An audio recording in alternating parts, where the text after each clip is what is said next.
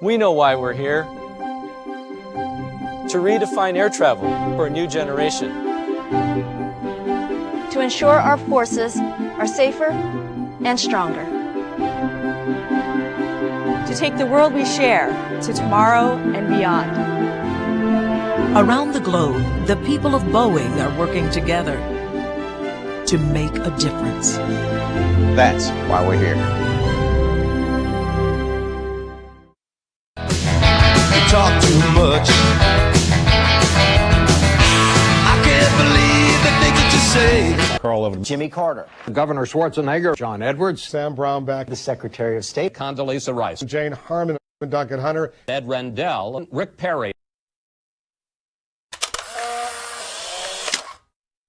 Certainly our legislature is moving towards the concept of moving that primary to February the 5th. And would you support that, moving it up? It's an interesting concept, and certainly want to see the legislation, but it's something that I think the legislature is full well behind. Well, I've talked to the legislature, and there's no appetite for doing that. The process is a mess. It is broken. It is badly broken. And the only way to fix it is to go back to the plan that the Secretaries of State, a pretty nonpartisan organization, proposed in 2000. Let Iowa and New Hampshire go first because of tradition, and then have 4 regional primaries. I think so. We're looking at that on the schedule, and I don't have that in front of me, and I didn't look at it just before coming on here. But I'm looking forward to participating in the debates, and I would anticipate doing it at that one. I also think it's important for those of us who were responsible for voting on the resolution in 2002 to say whatever the truth is for us about that vote. The tax cuts that George Bush gave to people who make over $200,000 a year will have to go away to pay for my health care plan. You know, I still want every American to have the kind of chance that I've had, coming from a pretty modest background, to having absolutely everything. But he's out there talking about 2 Americas in this very dramatic speech. Meanwhile, he's building a 29,000 square foot house in North Carolina. You know, 2 Americas, that's a whole nother America. That's a third America. I really think we need to push in Iraq for a 3-state, 1-country solution.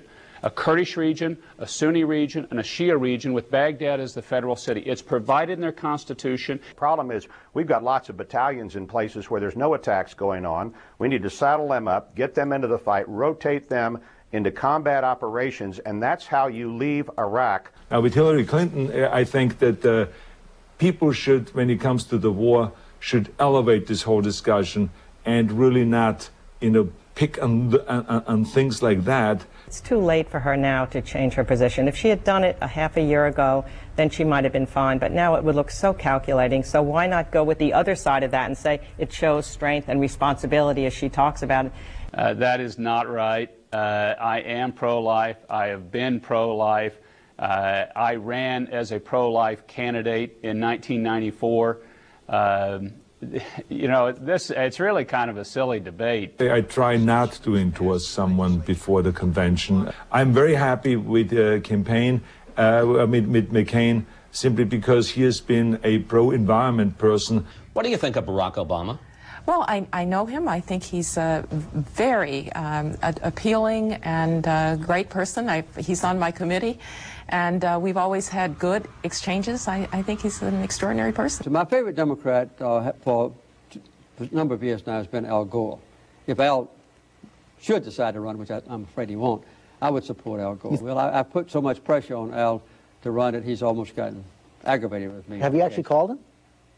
Not lately. He almost told me the last time I called him, don't call me anymore. I think that David Geffen gave voice to what a lot of Democratic donors and supporters had been secretly worried about, and in fact it's reflected in Hillary's own talking points. The fact that they would take a newspaper column where you have some critical comments from one of their own allies and strike back, it was like something out of The Empire Strikes Back, before most people in Hollywood had even woke up.